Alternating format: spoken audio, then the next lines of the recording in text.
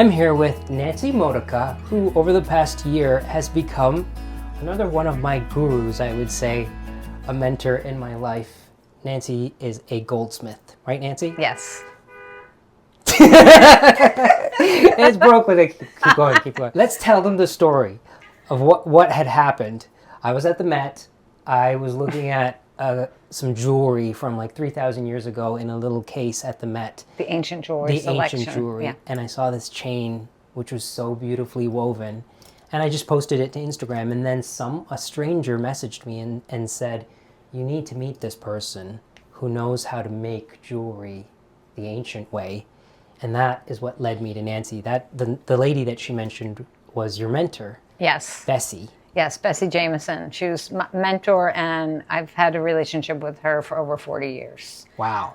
I was her student and then her apprentice. And I don't want to say we're colleagues now, but we're on that similar level. How old's Bessie? Bessie just turned 81. Wow. Yes. Nanci, are you a native New Yorker? I grew up in Long Island, in Okay. Manhasset, and I moved to New York City when I was 17. And when did you get into jewelry, and how did you get into jewelry? I got making? into jewelry in high school. I really wasn't sure what I wanted to do.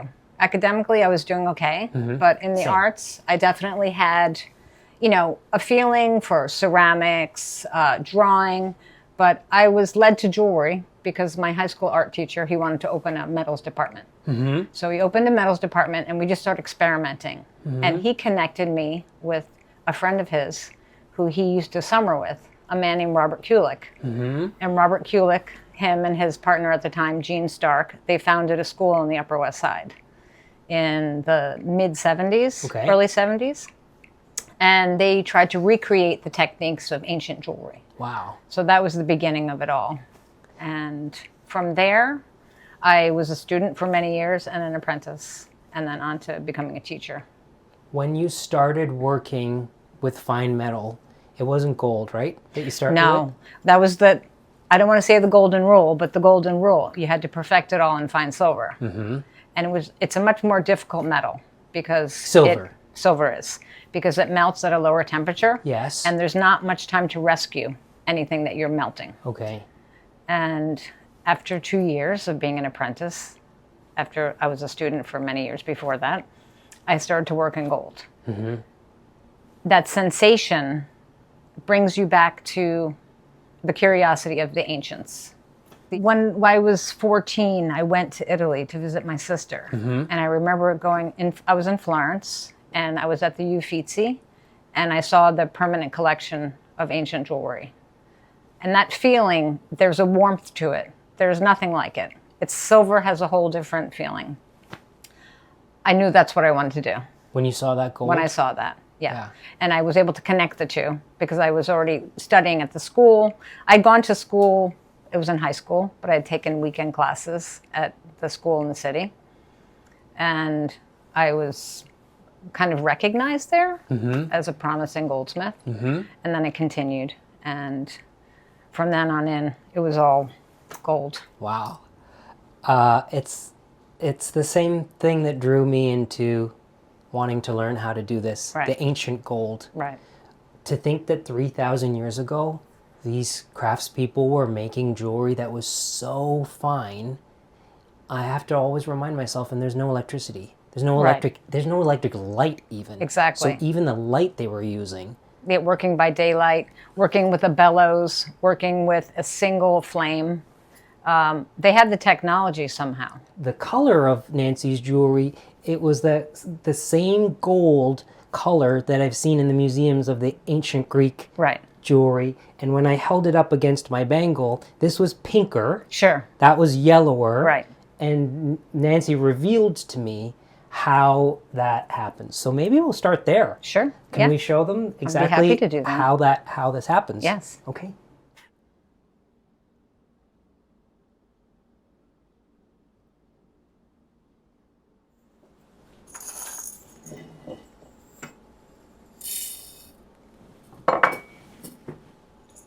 Gold, silver, copper, and that vessel is the crucible. This is your crucible, and this is the charcoal block. That black thing over there? Yes. Yep.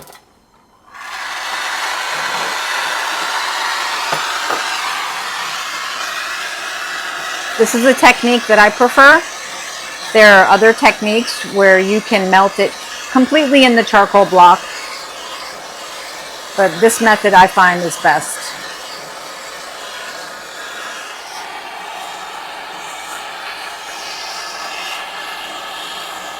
You begin to see a little liquefy action there.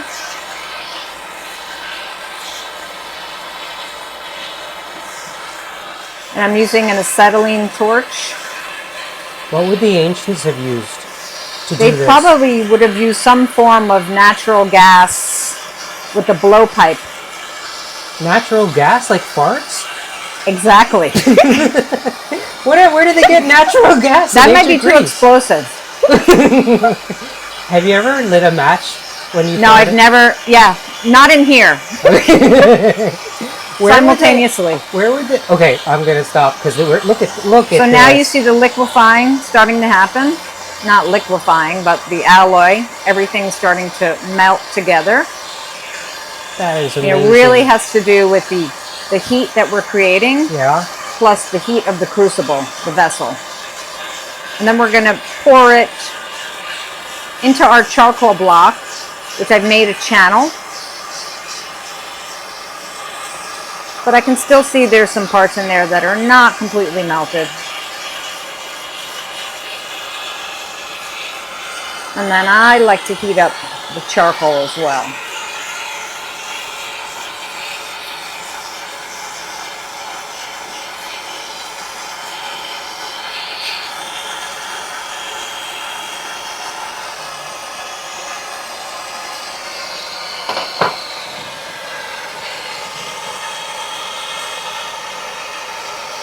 It's a very fancy tool you have in your left hand. High end. Where did you get that? Chinese takeout place? Exactly. Wow. Look at that. So there's your 1 ounce ingot. It's a little bit more than an ounce because we have our alloy in there. We have an ounce of gold plus the other 2 metals. Exactly. So it's not 24 karat anymore, it's 22 karat. 24 is 24 parts pure gold. That's what the 24 stands for. 24 out of 24. Yes. And the 22 parts now, we have there pure gold, and the 2 other parts fine silver and copper. Nanci, why charcoal? Charcoal, it retains the heat, it's malleable, you can craft it into a certain shape, Yep. and you can pour the gold into it. And the gold will pop right out. The gold will pop right out. Doesn't stick. Doesn't stick. I can take it now and I can put it in what I call pickle. It's a cleaning agent. It's also called Sparex. Or you can take it now in its form and quench it in water. And you see the oxidation on there. The oxidation comes from the copper. Oh. So we have our copper alloy. So if there was no copper and silver in there and you just melted it and put it in the water, it would stay gold? It would stay gold color. I see. Beautiful. And that's it. So now we have our 1 ounce of gold. Now, this is what Nanci is showing us is what I learned when I came here over a year ago to make my ancient Greek chain. I started with, I had family gold. With family gold? I had family gold that was not being used. It was like bits and pieces of broken things. And there were all different carats of gold. Yes. Right. So I took it somewhere. It was weighed, and then the value was assessed. I didn't spend any money on gold at that time. Right. And the value was assessed. And at that place in the jewelry district, I was given what's called shot. So with that value, I was given this stuff, which is pure 24 karat gold, little tiny shot. And I also, Nanci instructed me to get some silver and some copper for the alloy. And when I came here, this is what we did. We melted it all together. I think I got kind of teary. And then We got teary. yeah, teary. And then what happens next is this little nondescript blob 1 ounce blob. is going to turn into an incredible amount of wire, which will then be used to weave the chain. So, I know this, but I'm just going to let you tell them. Okay. What do we do with this next? What we're going to do with this now, since we've alloyed it, Yep. the first thing I like to do is I have to use my ugly hammer. Yep. So can you hold this while Sure. I get the ugly hammer? So we take it. Ideally, you would be holding it with another tool, but I'm going to take the risk and just hammer it.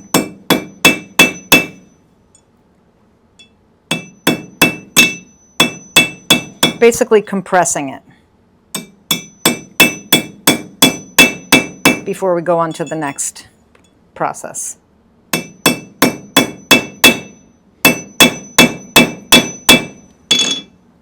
I could totally see one of them ancient, athletic Grecian men all dripping with sweat. Exactly. Hammering that gold on an anvil. You're constantly going back and forth between working it and then heating it. Yes. And the heating it is called annealing. This is called annealing. Why, Nanci, is this so important to the process? So on to the next motion where we're going to mill it, we're going to compress the metal even more. Yes. So if something's too brittle, it'll break, it'll crack. So the process of annealing will prevent that from happening. You can see I'm getting to the point where it's all golden color. If I go any further, it's going to start to melt, and we don't want that. So I'm going to take it now in this phase, in this state, hot enough.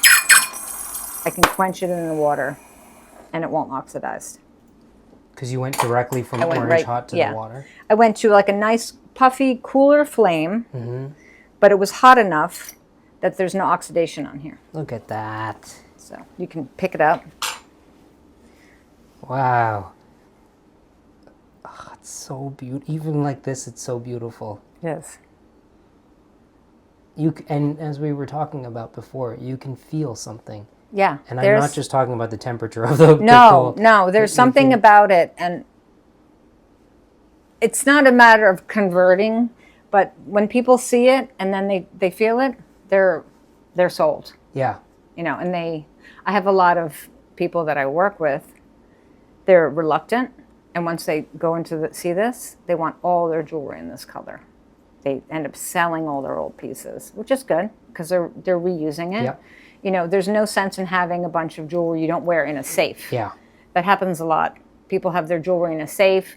They say it's so important, it's so sacred, and they never wear it. Like, I believe in wearing it. I believe in, you know, I wear it casually. I wear it dressed up, and I wear the same pieces. I agree. And people gravitate towards it. Yeah. When they see it on you, they want to touch it. Oh, I know. Yeah. Now we're going to mill it. You are not going to believe. You're just not going to believe. This is what blew my mind. How this little piece, like how long a piece of wire this turns into. So this is the beginning of that. We take this to this machine over here. This is my beautiful mill. English, British. And what we have, I'd like to describe it to the layman as, if you're milling something flat, this is more like lasagna. Over here, it's more spaghetti shape. So the process, over time, I will make it thinner. And you can see, I'll turn this handle and the mill will crank down. Those two rollers get closer together. Yes, so this is compressing the metal as well. And you're rotating each with... I'm rotating, yeah. It's righty-tighty, as most things are. Yep. And I'm left-handed, so I had to really become ambidextrous. I learned that when I was younger as well, because most machinery, the handles are on the right side.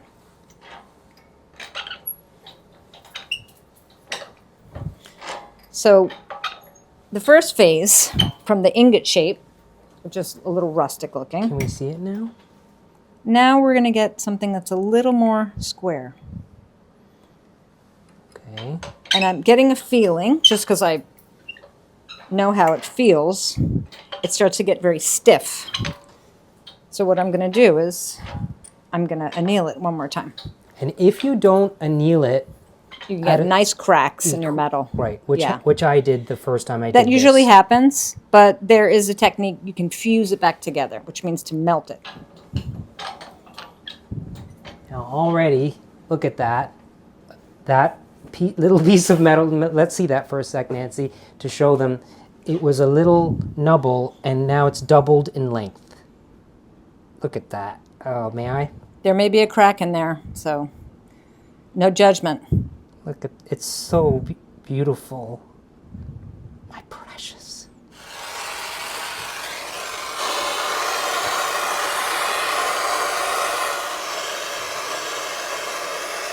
I'm on number 3. Third channel, and Yeah. already look how long Yeah. that bar of gold is now. It's like tripled in length. So I'm probably going to do 1 or 2 more. Oh, more than tripled. It's like 5 Yeah. times its length. Exactly. And do 1 more hole.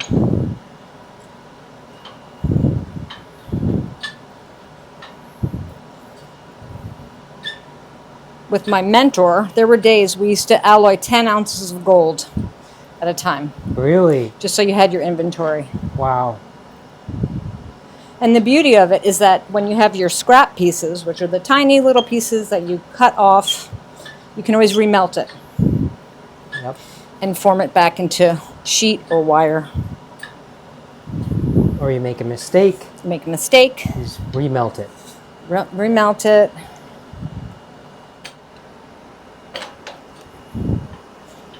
Okay, now I'm going to set the marker because I'm going to anneal it, excuse me.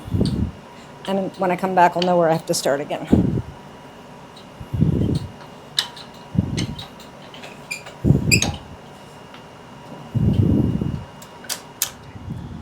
Oh, I forgot. Yes. That you coil it. I like 'Cause to coil 'cause it. at this length. Exactly. It's like, whoa. It's very long. Yeah. I mean, you can put it inside this trinket kiln, which is a kiln that we use for fusing and granulation. But I'll just use the non-asbestos board. This is another piece of material we use for soldering and fusing. And the torch.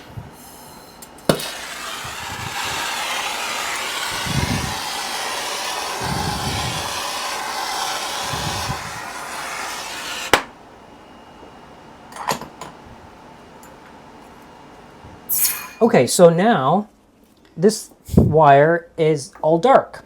And that's because Nancy annealed it with the flame and didn't quench it right away to keep its gold Yeah. color, which the term you use is working with this dark. Right? Yeah. Well, I mean, it's oxidized. Yes. So the oxidation comes from the copper.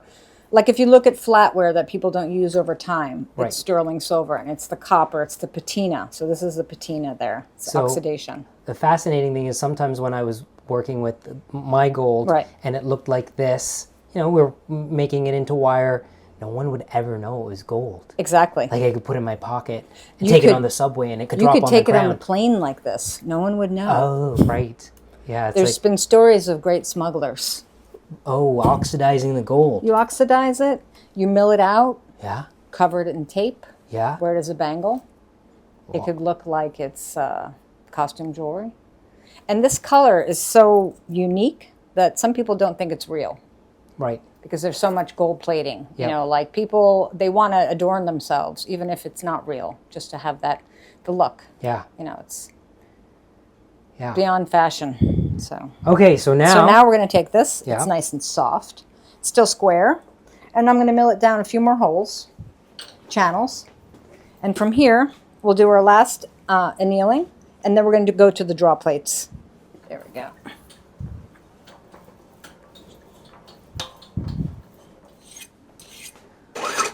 Okay, Nancy's just filing the end of the wire to prepare it for the next process, but I want to show you something because she told me to come and file over here, and I was like, oh, sure, I'm going to come and file over here.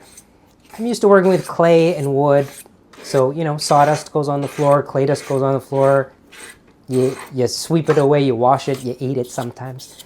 But what I didn't realize is, Nancy pointed this out, the reason why she's doing it over here is because that she's sweeping up right now, that is gold dust.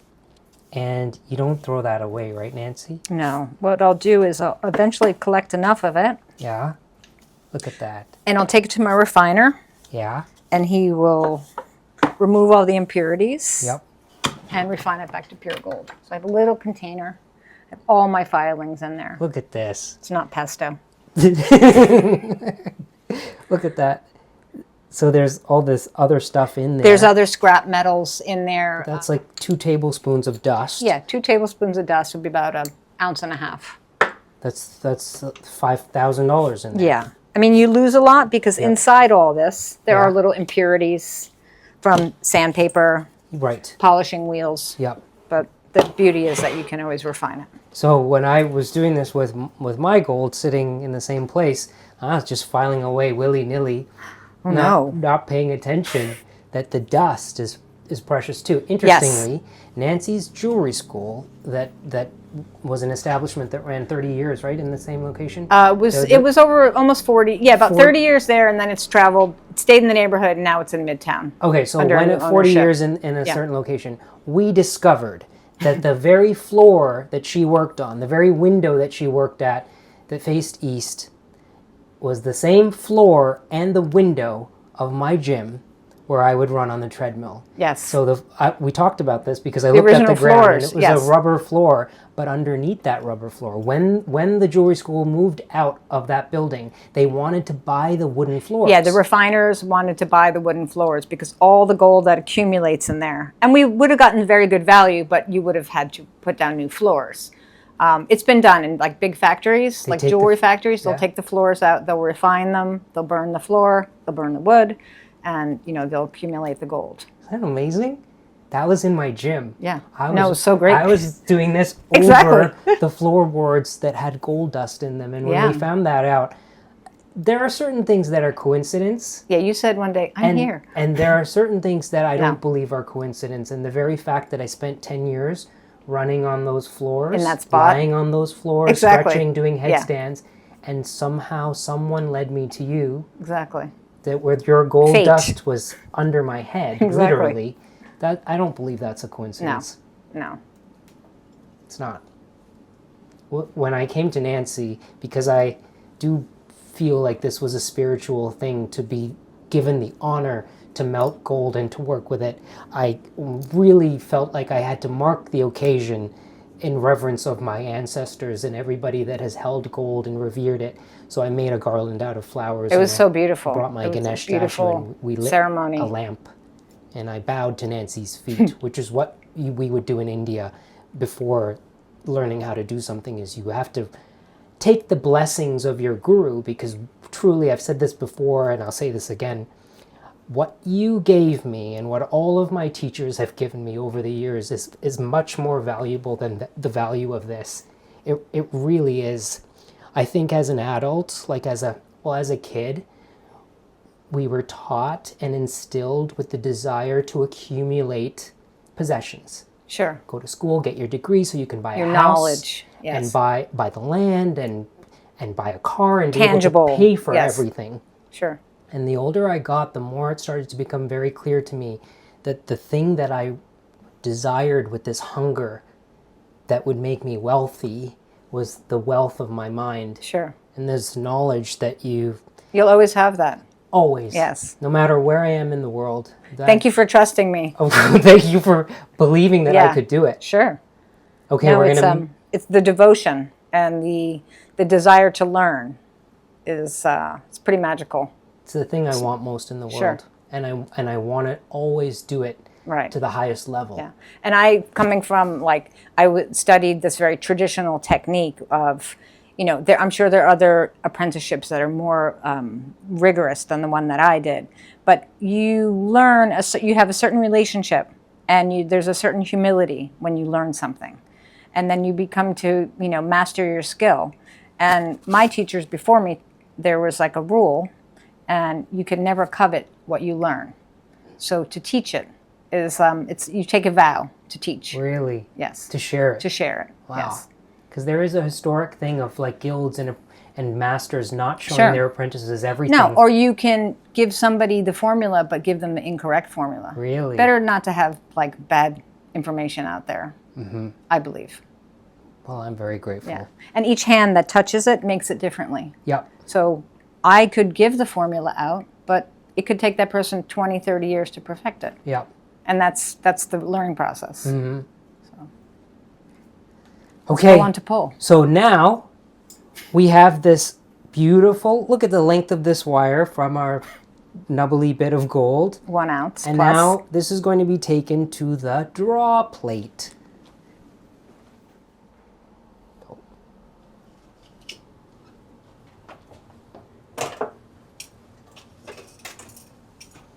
So that little plate has holes in it that start at a large size and subsequently get smaller. So we're pulling the wire. I'm starting in a hole that is 1.6 millimeters. And we're going to draw this down to a little bit more than a half a millimeter, 0.50.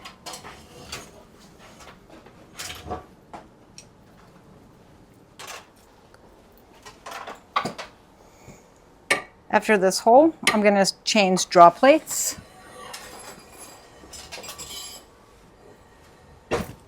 Wow. So already, like, what's the length of that? 5 feet long? Yeah, it's pretty. I'm 5'4". It's probably as tall as I am or taller. Yeah, so that's like six feet of gold wire already. Fine wire. So you're switching plates. Switching plates. This one starts at 1 millimeter. So I went down to 1.10 there. Yep. And now I'm going to continue on this until I get to 0.50. Okay. You can see the wire. It's getting kind of springy. Yes. What does that mean? It's getting work hardened. It's Oh. getting very stiff. Okay, so it's time to So it's time to anneal. You can see it's getting all coiled in here. This is very amateur.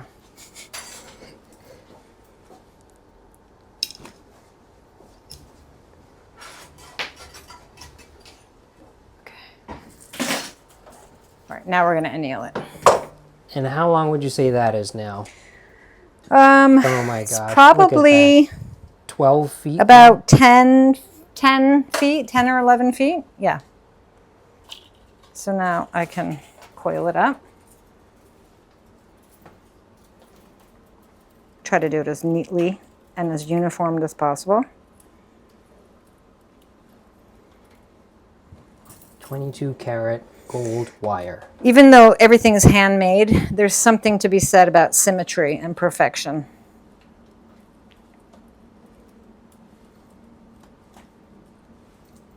And accuracy.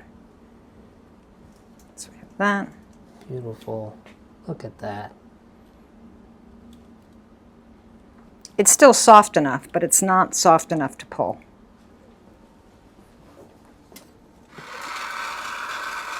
So I'm just going to manipulate it a little bit. There is a risk if you do go too close with the flame that you can melt it. Melt the wire? Melt the wire. And then you have to cut that part off, start again. I'm just going very carefully. You can see it, it'll start to flex. I can turn it over. That's a little better. Jeez, it's very scary getting close to that place where it can just melt. Could almost melt it. All that work. I'm going to quench it in the water. Okay. We're going to use some safety measurements. Now I can just take it with my hand, throw it in the Sparex, in the pickle, and that will remove the oxidation. So I have my wooden dowel, and I'm coiling the wire around it. This happens to be a 1/4 inch dowel, and I know that works with the thickness of wire that I have. And this is one of the things that took me a little while to learn how to do. You're applying pressure. I'm applying pressure, and I'm left-handed, so Rajiv did this in the opposite direction. But it has to be taut. It has to be taut. That's why I keep the pads of my fingers very close together. And the wire's soft enough, they should be uniformed. And it's not Uniform. You're not coiling like higgledy-piggledy on an angle here and on an angle there. No, it's very consistent. Yeah. You know, you may see a teeny little gap here and there, but that's... Okay, so that was the whole length. Like there's one that's a little baggy in there, Yeah. but that'll be okay. And I have to point out that this bit of wire that Nanci has put onto the dowel is just a piece from our entire ounce of gold.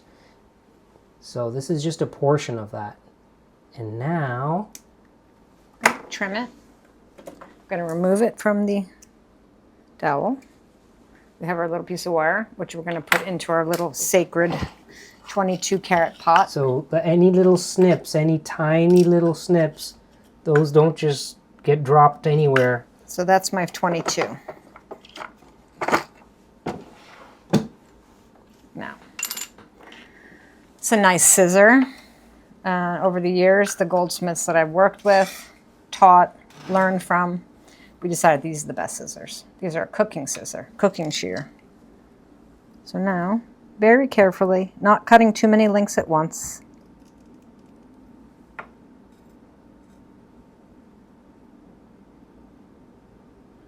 Because you want the seam to be nice and flush.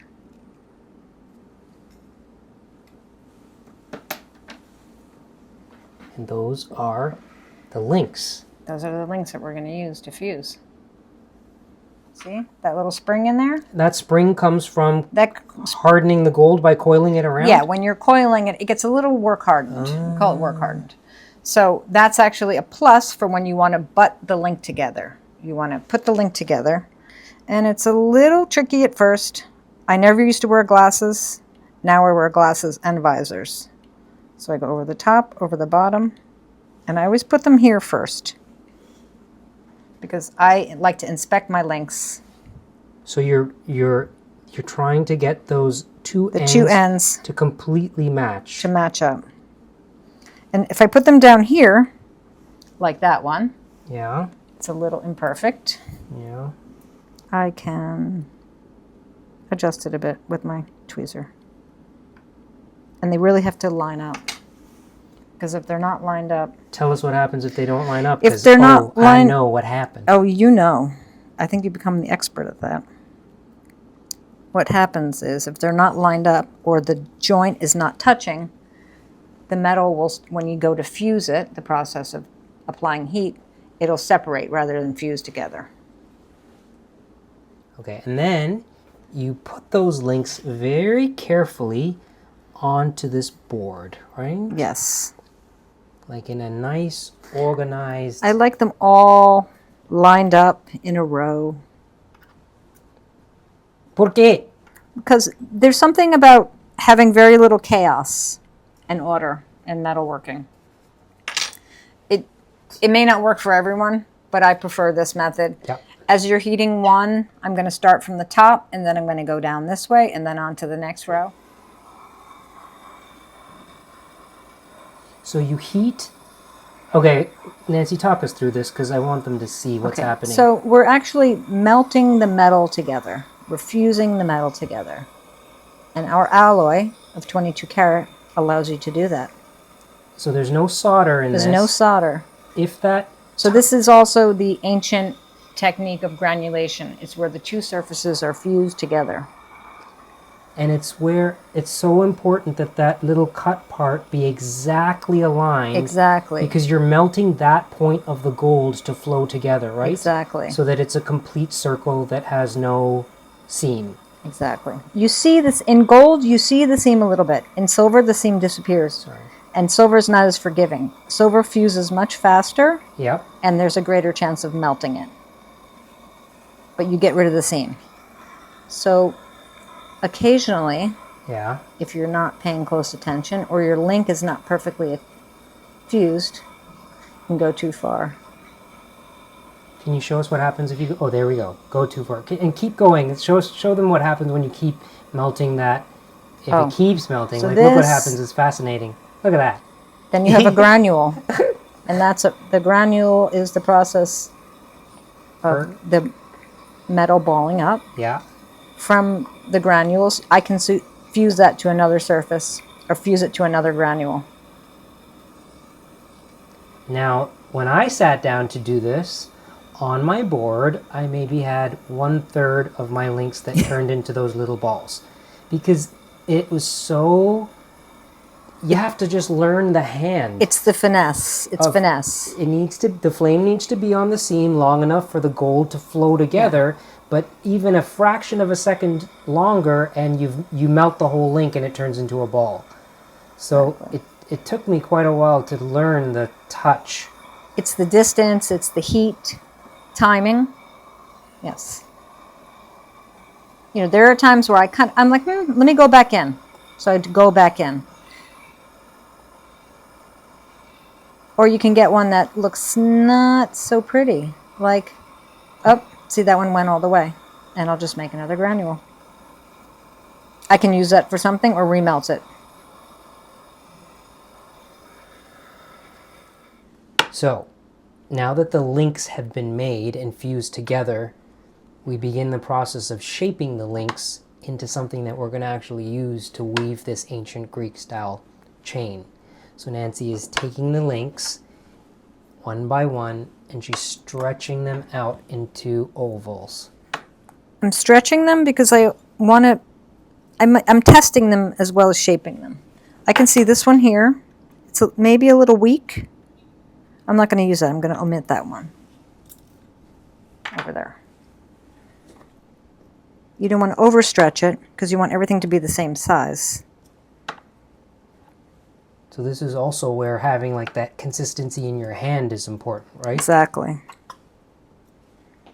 And finding the tool that works for you. There are different methods, but this one works well for me. I like to have the seam in the middle, so when you weave the chain, it's hidden. Okay, so now the oval links get turned into kind of a bow tie shape.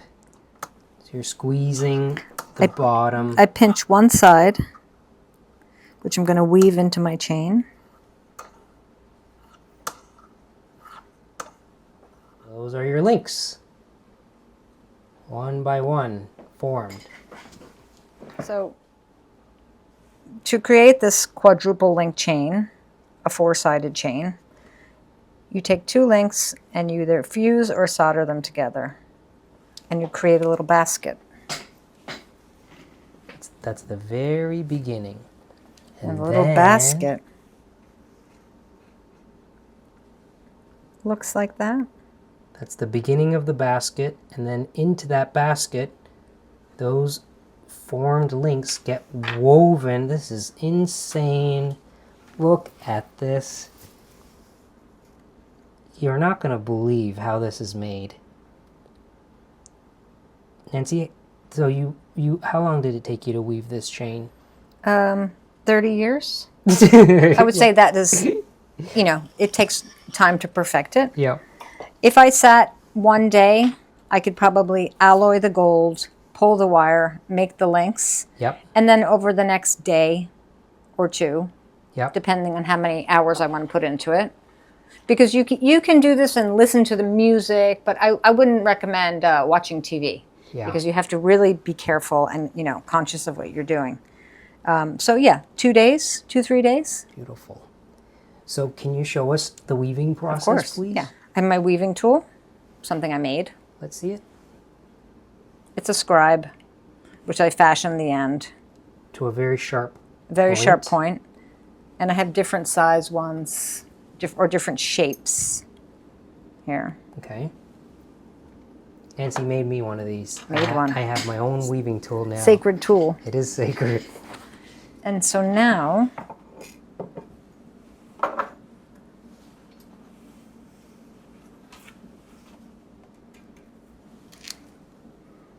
going to take my weaving tool. I like to let it hang out in there while I'm picking up a link. Mm-hmm.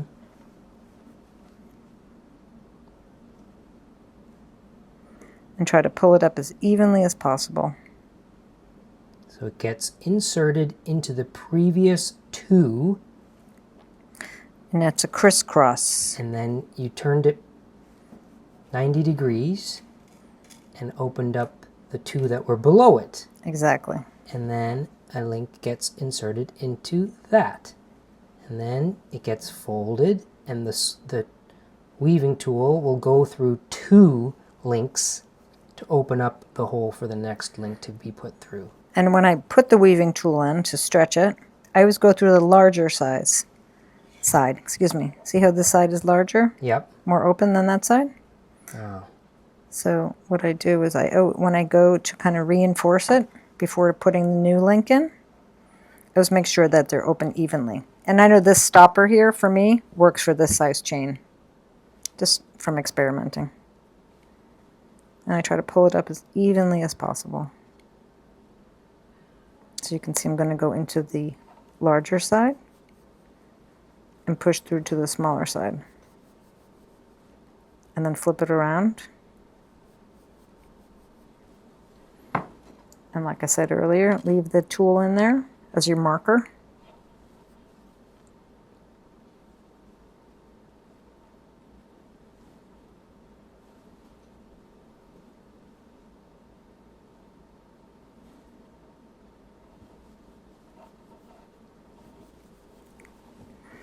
It becomes a little addictive, I must say. It's hard to put them down. Once you start. Once you start. I think in the learning process too, it's something that it's taken on so many different forms to get to this point. You want to see the end result. It's always exciting. I kind of couldn't sleep. Like, right. I remember taking all my links home that first right. night, and I was weaving, and then I got into bed and went to bed, and when I woke up, like, I think at 5, I was like, okay. I'm going to start weaving. I need to get back to my table to start, to continue. Exactly. So I'm going to put that one in. Sorry. Okay. Wow. And now you can see, it's like, that is really important. Incredible. You know, there is something to be said about weaving the most perfect and accurate chain. But because I find the beauty in this. Like you can see here, yes, maybe this space between there is a little bigger than the space between here. But now we're going to go on to the next technique of forming the chain. See, it's square. It's a 4-sided chain. But in fact, it's actually 8-sided. You have 4 big sides, and then you have these smaller sides. So it's octagonal. And we can compress that into something that's round. But let's use, isn't that cool?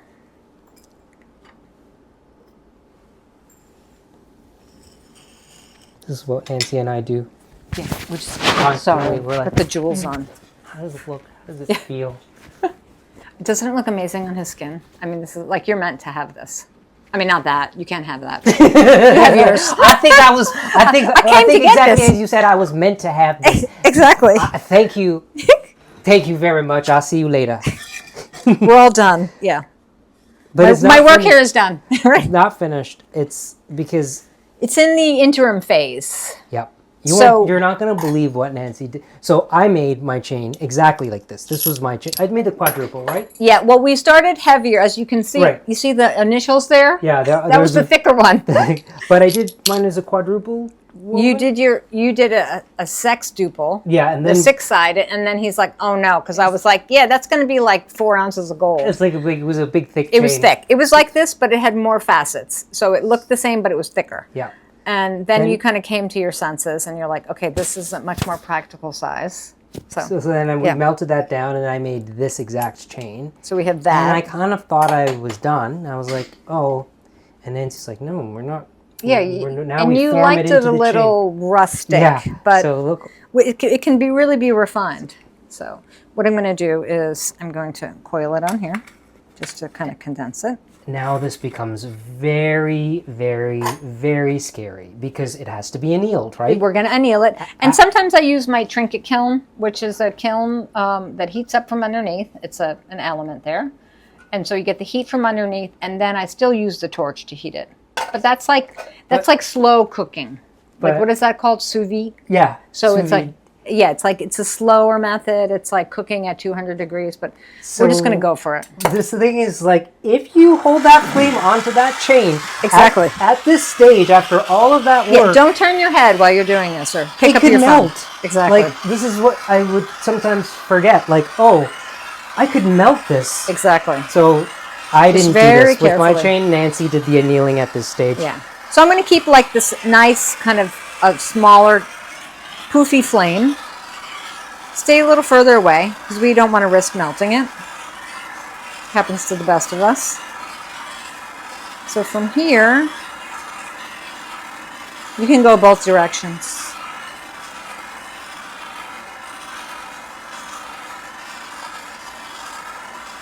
You can see the color change. You can see the color change. You know, at a certain temperature, you might see it get kind of black. See the top part that we just wove onto? It's a little darker. Okay. Giving that a little more attention. I'm holding my breath.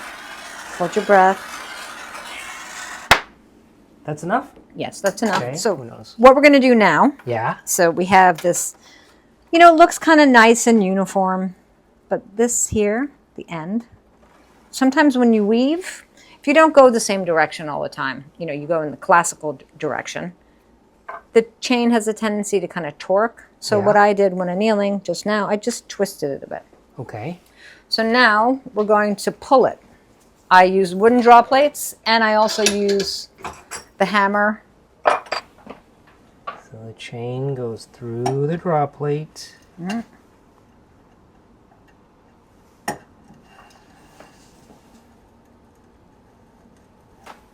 Full disclosure, I've pulled this already a little bit. So now we're going to pull it through here.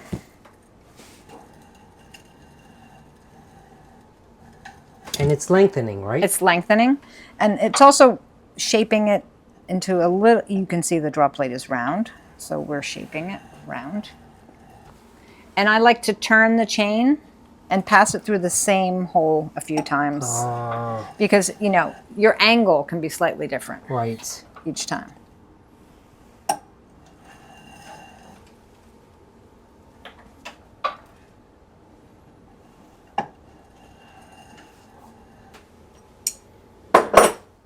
It's a shame when you get a broken link, but you are able to fix it.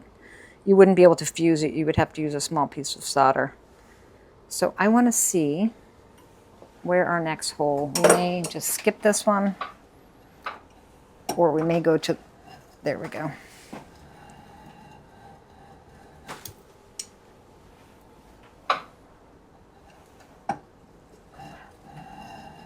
At that.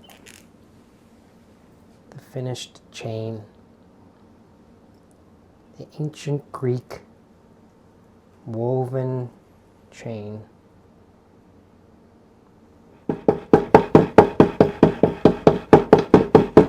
O come la pasta. Yeah, this is like making a bucatini. Fare la pasta.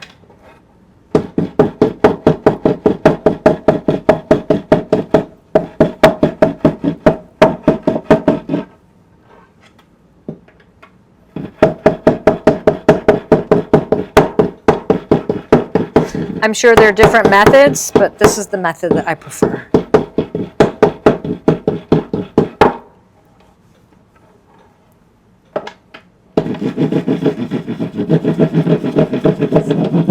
Round shape. So you see there's a little torque in it. I'll bend it a little bit. It's pretty soft. And then it's very stiff now. Yeah, it's very stiff. And as I recall, we make it malleable by hand work. Well, right? we anneal it again. Anneal it again? We anneal it again, and then you can work it by hand. Look at these. This is Nancy's work. Bangles. Look at these earrings. This is like an ancient earring. That's a very classical project. You know, it's an ancient style rosette, and that's a process of everything is fused together. The petals are fused. The little flat square wire petals are fused to the back sheet, and then we use the technique called repoussé, which means to push from behind or from the back to raise it, and then the two pieces are soldered together, and then the ball on top is soldered. So beautiful. Look at this ring. Look at this ring. That's something that's soldered, but it can all be done fused.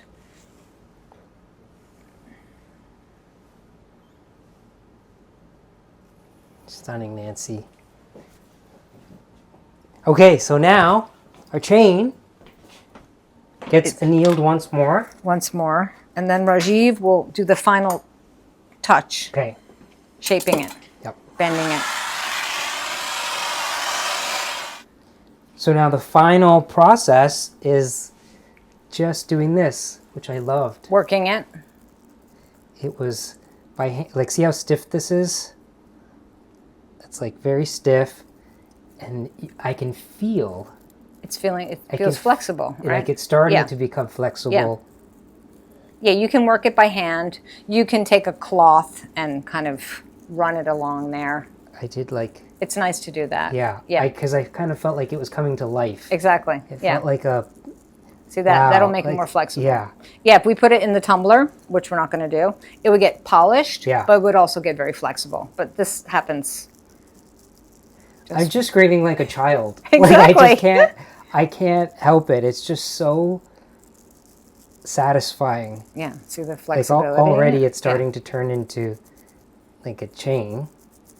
So this went on for, I don't know, an hour. I just sat and I played with the chain and made it more serpentine. And then I have to show you, which I brought with me. Oh, you brought yours? Okay, good. Your project. Let me go find it. Okay. So this is the chain that I made under Nanci's tutelage. And you can see, look how flexible this is compared to this one. Starting to get there. But this is like one of those things that I never dreamed that I would have done in my life. Sure. Make a 22 karat gold chain by hand. And you can see from the wear, it's gotten a natural polish. There's a luster to it.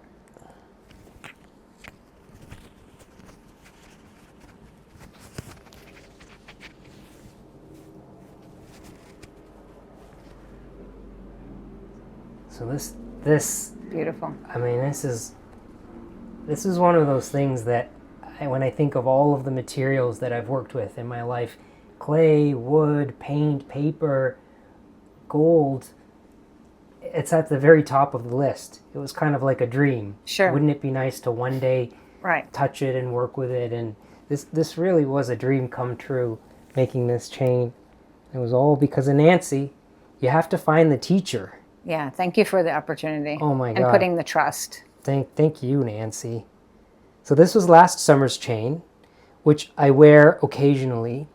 At the end of wearing it for like a few months, I started seeing boys at the gym, as one does. And the boys, or the kids as I call them, Exactly. they were all wearing like thin, delicate chains. Micro chains. That sort of caught the light Right. in a very beautiful way. And I thought, oh, there was something really beautiful about that, the Sure. subtlety of it, that I thought for the summertime, as one does. Exactly. Seasonal gold, 22 karat gold You need jewelry. your seasonal chain. That's what I felt. Yeah. So the beautiful thing about this is I called Nanci and I asked if I could come back to the studio and make a thin chain. And we said absolutely. So we pulled the wire thin, and there was a point where Nanci's like, I don't think you should go any thinner. Yeah, And it's I a was little like, too thin. I was like, can I go one more hole? Could be a little dangerous. So I did. I pulled it 2 more holes Yeah. to make it even thinner, and then I made this. He's created his own style, And which is so great. This sort of pattern was part of the process where it was supposed to go further, where they were all going to be ovals. Right. And while I was linking them together, I was like, I kind of like that it's one oval and one circle. round, yeah. Can I keep it this way? And Nanci said, oh, you absolutely can. We didn't anticipate that it was going to sit flat like this, that the Right. circles were going to just sit flat naturally. So when I put the chain on, what did you say, Nanci? You were like, I think I have to make that too. I was like, I think I need that. And it was just like, it was perfect. It was like the perfect way that it lies on the skin. So Nanci So made, I was inspired by my student. and So here we Nanci go. calls this Rajiv's chain. And this is Rajiv's chain. That's the pattern now. I love Oval and round Oval links. and round. It's a little thicker, but we have different needs. It's like, you can see Nanci's gauge is thicker than my chain. Nanci, I've said it before, but I don't think I could ever say it enough. Thank you so much for teaching me how to do this. Oh, my pleasure. More than the gold that I'm holding in my hands, it's this connection to something so old. Sure. If anyone's watching out there that is inspired by this and would like to learn how to do this, these ancient techniques, Sure. where can they go? In New York City, there's a school called Jewelry Arts Incorporated. It's in Midtown, New York. I'm sure you can just Google it. It's very well known because we're teaching the same techniques. I left the school about 20 years ago and went out on my own. But the teachers there have the same creativity and passion, and they are willing to share the knowledge. One of the things that Nanci and I have often talked about is finding that thing and not knowing sometimes what that thing is. You just know that this job isn't right for me, this career path isn't right for me, I think there's something else out there. You just have to try. You have to try different things until you find your thing, and Nanci just found her thing, which is this. So I think it's really great that a school exists. It is, yeah. It's amazing that it still exists, and that it's, I'd say, in its very pure form. You know, and passing on the knowledge for me is very critical. As I said before, you take a vow as a teacher not to keep secrets. So that's key. Well, you've passed it on to me. I am passing it on to all of you watching. Well, we're passing it on to all of you watching. And if any of you just have the inkling, just try. Sure. Find someone that's teaching a jewelry course. Start with silver. See if you like it. And who knows, you might end up working your way up to this most precious of metals, gold. Thank you, Nanci. Thank you. Thank you. Yeah, it was so nice.